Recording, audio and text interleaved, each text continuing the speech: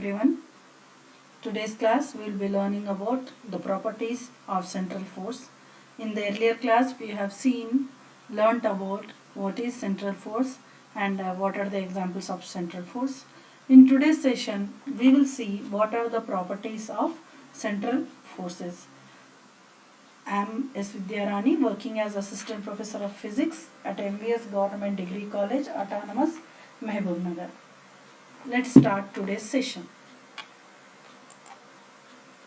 So first, after learning about the properties of central forces, our aim is to evaluate the characteristic of motion under central forces, or else we have to find out how the motion will be there, which is when the body is influenced by a central force. So for learning about this, let us go into the introduction. So what is central force? Again we will be reminding. So central forces is always directed along the line connecting the center of the two bodies that we have learnt in the earlier class, and this occurs in this type of central forces which is always directed along the line connecting the center of the two bodies.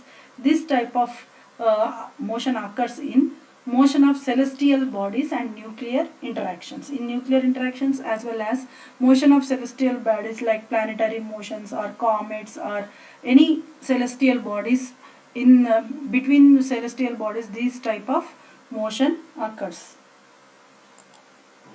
So central force motion as one body problem, let us see. Suppose isolated system consists two bodies and separated at a distance, that is r is equal to mod r, with interaction between them described by central force f of r. We need 6 quantities to describe motion of those particles. Let us see here, x and y direction. There are two position vectors r1 and r2 where the masses are m1 and m2 respectively. So r is equal to difference between the position vector r1 minus r2.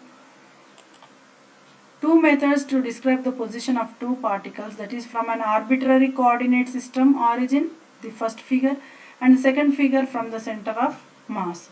So the position vectors r1 and r2, the center of mass vector is capital R, and the relative vector r is given by the difference between the two vectors, that is r1 minus r2. Here also we can show here r is equal to 0 at the center of mass. If you see here, this is r1, this is r2. r1 minus r2 gives the position vector capital R, which is equal to 0. So method 1 to describe these is we need 6 quantities, that is 3 components of r1 and 3 components of r2. So the equation of motion of these particles will be m1 r1 double dot is equal to f of r into r cap. This is one equation.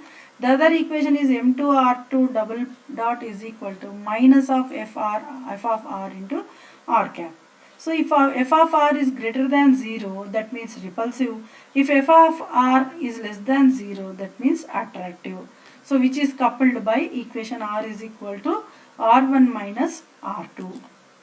So the other method is describe a system using center of mass r and the relative position small r.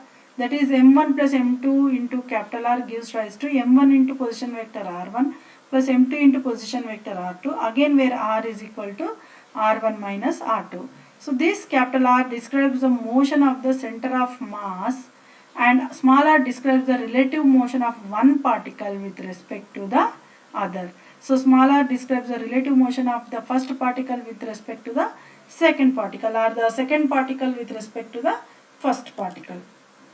So no external forces are acting on the system, so the motion of the center of mass is uniformly translational motion, hence r is equal to 0. So r1 double dot minus r2 double dot will give rise to 1 by m1 plus 1 by m2 into f of r into r cap.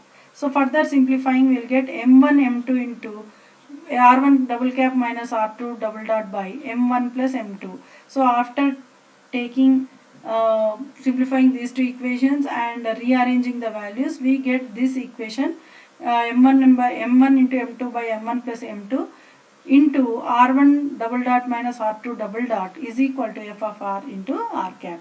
which in turn this whole thing can be written as mu into r double dot, where r double dot is equal to r1 double dot minus r2 double dot, that is equal to f of r into r cap. So where reduced mass defined by mu is equal to, this mu can be taken as a sum of these two, that is m1 m2 by m1 plus m2. So m1 m2 by m1 plus m2, or else we can write it as 1 by mu can be written as 1 by m1 plus 1 by m2. So this is how we can reduce the value of mu. Two bodies problem has been simplified into one body problem. So system of two bodies described by an equivalent one body problem of mass mu and relative coordinate r. Now solve the equation of motion for both the values, that is r1 is equal to r plus m2 by m1 plus m2 into r. So second one is r2 is equal to r minus m1 by m1 plus m2 into r. So the center of mass moves with uniform velocity, hence r double dot is equal to 0. Next, therefore r is equal to v naught t plus r naught. By choosing the initial condition v naught t naught r naught is equal to 0, the origin of coordinate coincides with the center of mass r. So the position of m1 and m2 which measured from center of mass, that is r1 is equal to plus m2 by m1 plus m2 into r, r2 is equal to minus m1 by m1 plus m2 into r. So this is how it can be shown in a figure.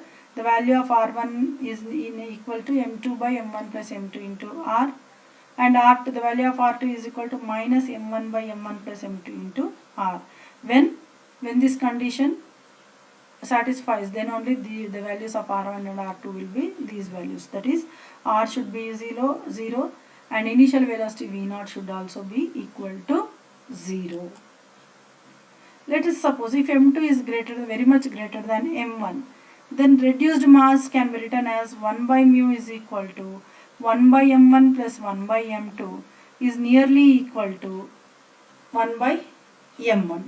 So the equation of motion mu r double dot is equal to f r r cap becomes m1 r double dot. So in terms of mu, this can be nearly equal to m1. Hence m1 r double dot is equal to f of r r cap, where r is equal to r1 minus r2, which is nearly equal to r1.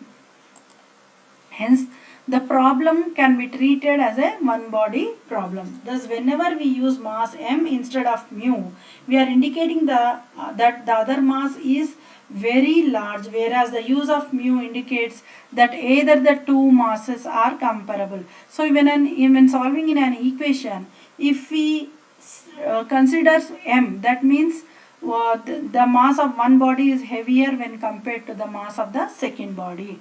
But whenever we are considering mu, that means almost both the bodies are having the same mass, hence we are considering as one body, hence we take the value of mu, or we consider mu. Now we will move on to the general properties of central force. That is, central forces are confined to a plane. If P is the linear momentum of a particle of mass mu, the torque tau about an axis passing through the center of force is given as, we know that tau is equal to dl by dt, that is rate of change of angular momentum. This in turn can be written as vector product of r, position vector r, and linear momentum p. So hence d by dt of r cross p, and in turn it can be written as d by dt of r cross mv, because linear momentum is product of mass and velocity. So when we differentiate both the terms, so we get r cross m dv by dt plus v cross m into v. So again cross product of both the vectors is 0. So hence v cross v value becomes 0 in this equation.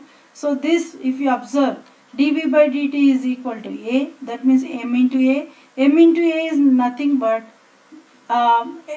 force F, so this can be written as r cross F. So tau is equal to dl by dt is equal to r cross F, that is torque is the vector product of position vector and the force. that is mod r cross f can be written as magnitude of r magnitude of f into sine of the angle between them. Let us say sine of the angle sine 0 degrees is equal to 0. That means tau is equal to dl by dt is equal to 0, because sine 0 value is a 0, so we get tau value as 0. That is tau is equal to dl by dt is equal to 0. That means L is equal to r cross p. When tau is equal to 0, that means rate of change of angular momentum is equal to 0. That means angular momentum is a constant. Hence L is equal to r cross p is a constant. So if the angular momentum L of mass mu is constant, its magnitude and direction are fixed in space. Hence, by definition of the cross product, if the direction of L is fixed in space, vectors r and p must lie in a plane perpendicular to L. So if the direction of L is fixed, so when we take vector product, that means both are perpendicular to this third vector. Hence that means these two must lie in a plane perpendicular to L. So r and p are lie in the plane which are perpendicular to L. That is, the motion of particle of mass mu is confined to a plane that is perpendicular to L. So this is how it can be shown, to an xy plane perpendicular to L. So if you observe here, L is in the direction of z. So our motion of a particle which is influenced by central force should be which in a plane perpendicular to L. That means perpendicular to z, r, y and x axis.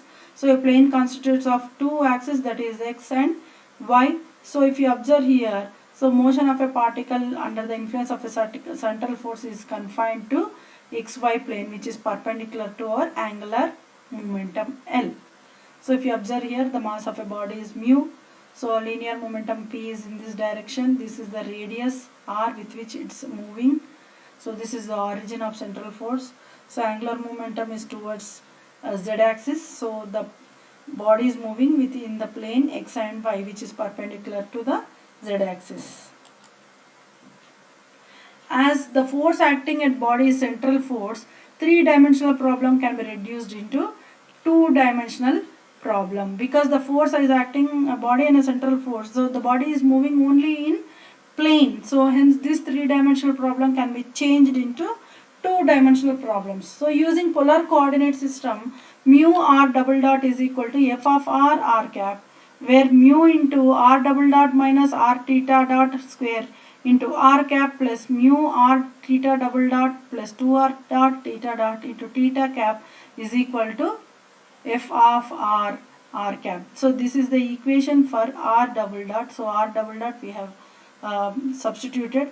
That means mu r double dot, if you compare the radial terms as well as radial unit vectors and theta unit vectors, so mu r double dot minus r theta dot square is equal to f of r, whereas the y component, that is theta component, mu r theta double dot plus 2r dot theta dot is equal to 0, because there is no theta component here on the RHS side.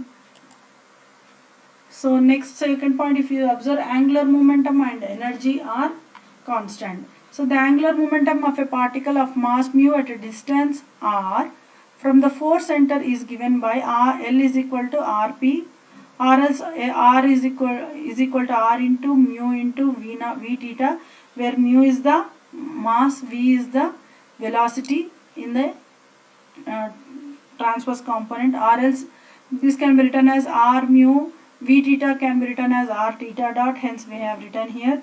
So that means L is equal to mu r square theta dot, which means this value should be a constant value. Mass is a constant, r means r radius is also position vector, r distance is also a constant, theta is also constant, hence the value of r L will be also be a constant value. So this will be the figure for this x and y direction. So a force is acting from the point origin, so the distance of the mass from its origin is mu. So the mass of the particle is mu. So distance is r and the angle made by the horizontal component is theta. So if you draw here v theta, this will be the r theta dot. This is the radial component, that is vr, which is can be written as r dot, and this is the velocity vector, that is v. So this can be divided into two components. One is radial, one is transverse component. Since there are no dissipative systems and central forces are conservative in nature, the total energy remains constant, that is E is equal to K plus VR. So which is nothing but constant. We know that kinetic energy is equal to half mv square plus v into r. This can be written as half into m can be written as mu into r dot square plus r square theta dot square plus v into r, where theta dot is equal to L by mu r square. From this equation, theta dot is equal to L by mu r square. So this can then E is equal to written as half mu into r dot square plus, in place of theta dot square I have substituted L by mu r square, that is L square by mu r power 4, but r square gets cancelled, hence we get L square by mu r square plus v into r is a constant value. So the total energy value remains a constant value. Now third property, if we observe, so law of equal areas, that is consider a mass of mu at a distance r of theta at time t from the force center O. So force origin is O, so r theta is at a distance of r theta and the mass of this body is mu. In a time t, dA will be given as half into r d theta. This can be written as half r square d theta, or else dA by dt is equal to half r square into d theta by dt. This can be written as half r square into theta dot. So we know that theta dot is equal to L by mu square. Hence dA by dt can be written as, in this figure if you observe, dA by dt can be written as half r square into L by mu r square. So r square gets cancelled. So L by t mu, which is again a constant value.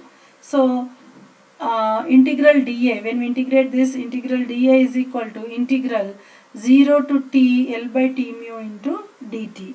So applying integral on both sides, we get integral of dA is a, and integral of L by t mu dt is t within the limits 0 to t. Applying the limits, we get L by t mu into t. So this is the figure, let us see. So the mass of the body is m, moving with the velocity v1, and it is at a distance of r1. So and the area covered by this in time dt is a1. If you observe this, the mass has moved to this point.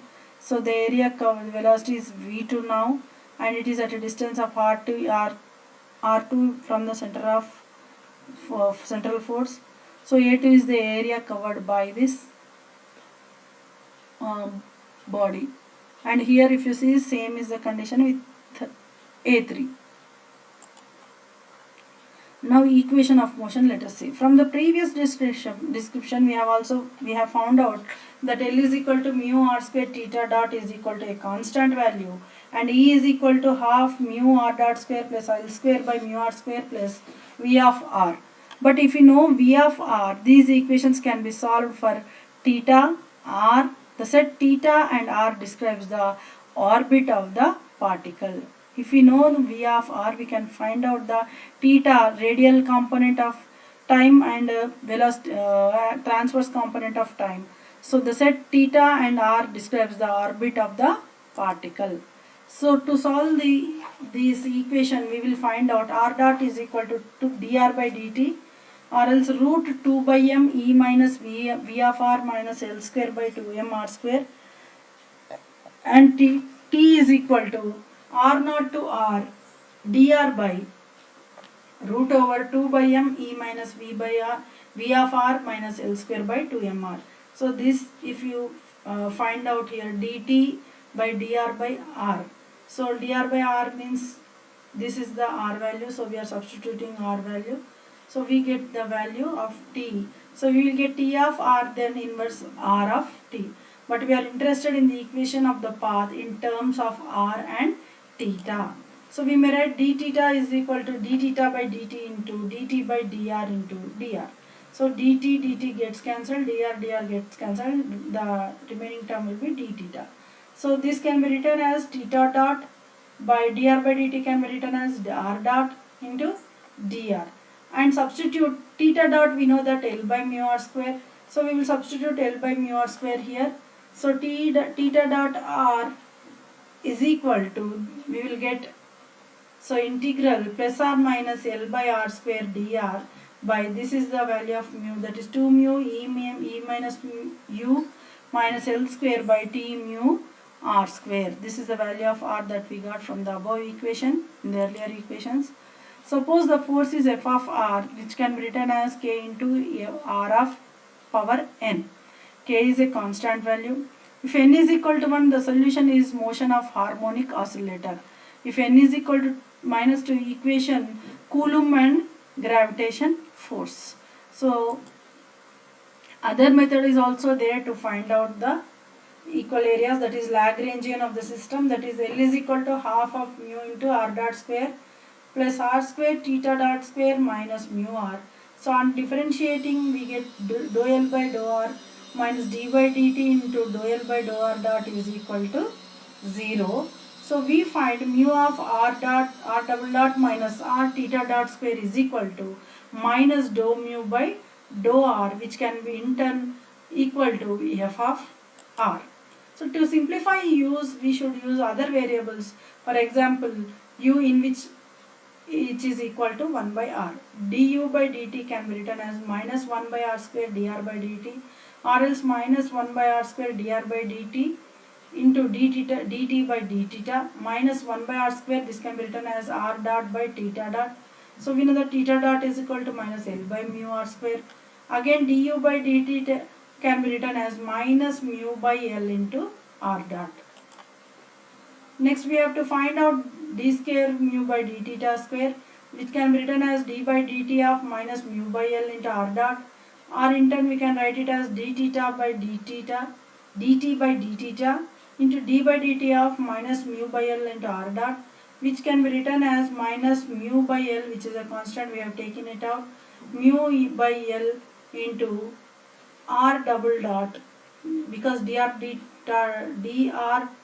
dot by dt gives r double dot, and this will become d by dt dot becomes theta dot. So therefore d square mu by d theta square is equal to minus mu square by L square into r square into r double dot. So now what we have to do is we have to find out r double dot. R double dot is equal to minus L square by mu square into u square into d square u by d theta square, or else, so theta dot square, if you observe here, so the r theta dot square is equal to L square by mu square into u cube. So this is how we can find out the value of r theta dot square,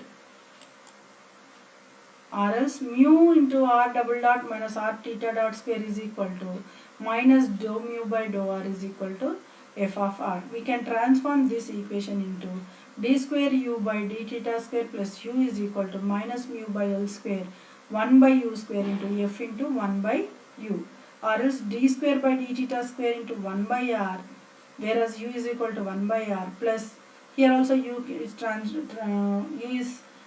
replaced by 1 by r, which can be written as minus mu. Here also u is replaced by r, so 1 by r, so hence minus mu r square by L square into f of r. So this equation we have got in terms of r. So find the force law for the central force field that allows a particle to move in logarithmic spiral orbit given by k and alpha are constant. So let us see one example. So wherein r is equal to k e power alpha theta. So first solution for this is, first we have to determine d by d theta of 1 by r. That means d by d theta of e power minus alpha theta by k. So the which is given by minus alpha e power minus alpha theta by k, whereas k is a constant. So again double differentiating, d square by d theta square into 1 by r gives rise to, again differentiating, minus alpha into minus alpha becomes plus alpha square. So alpha square into e power minus alpha theta by k, where this value is k, r value, hence alpha square by e power minus alpha by k is 1 by r, hence replacing this value with 1 by r, alpha square by r we have got.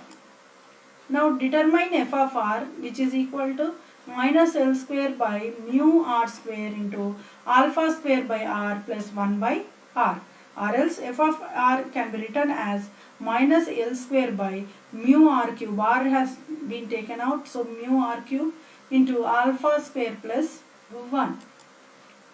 Now for second problem, we have to find out r of t and theta of t. So to find out theta dot, we know we have got the equation L by mu r square, or else L by, in place of r we have substituting this k into e power alpha theta, so L by mu k square into e square to e power 2 alpha theta, or else rearranging e to alpha theta d theta is equal to L by mu k square into dt. So e power 2 alpha theta by 2 alpha is equal to L, after integrating we got L theta LT by mu k square plus c bar. So we have to differentiate this equation. When we differentiate this equation, we will get e power 2 alpha theta by 2 alpha plus LT by mu k square plus c bar, or else c can be found out using c is equal to 2 alpha c cap, c dash.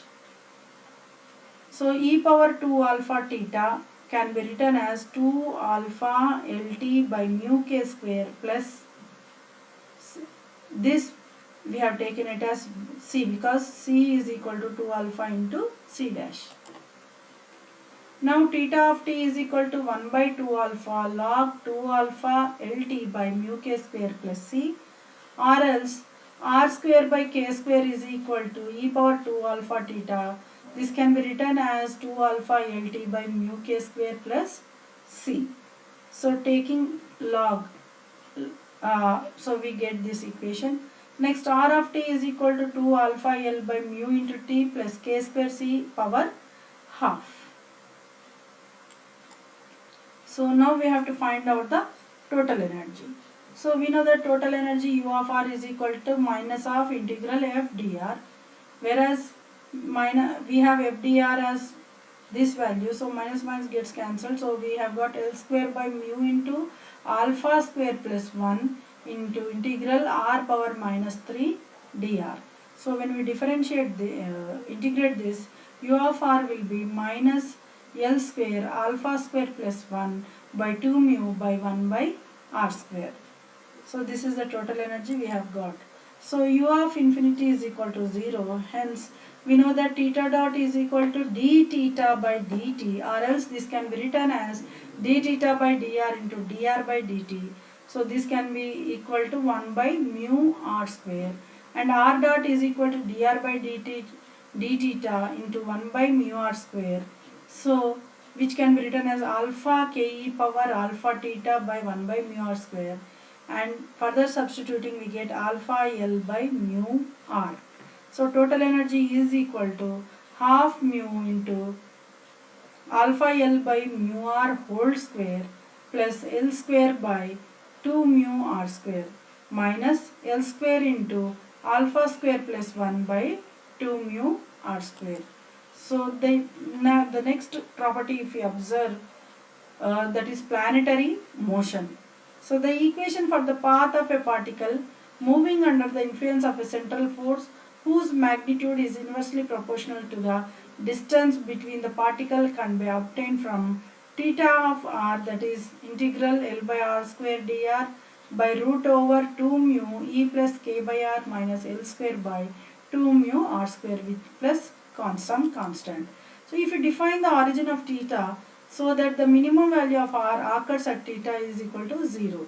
So cos theta can be written as L square by mu k into 1 by r minus 1 by 1 plus 2e L square by mu k square, or else alpha is nearly equal to L square by mu k, and next epsilon is equal to 1 plus 2e L square by mu k square.